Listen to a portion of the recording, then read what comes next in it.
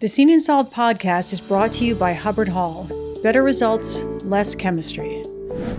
Let me ask you a question. Your years of experience in the field, tell us about a cleaning challenge you saw in the field. Tell us what was going on and how you all worked to solve it. I'm always curious about that, of how you solve these things. Well, this goes back a lot of years. I happened to be at Waterbury-Buckle Company, and we were brought into the vibe finishing area. And they literally gave us a pair of boots to put on.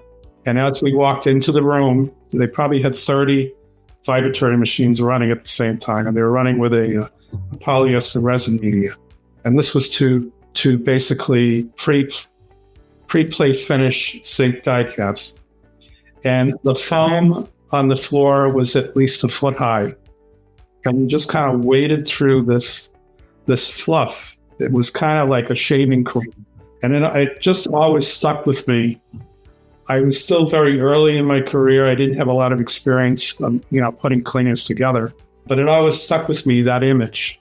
And I happened to be working on another process with a customer. They were doing a centrifugal disc finishing, again with polyester resin media. And I was seeing the same issue that I had seen at Waterbury-Buckle. So when I went back to the lab, I came up with a cleaner, or a compound, if you will, to run in the process that stopped that foam from occurring.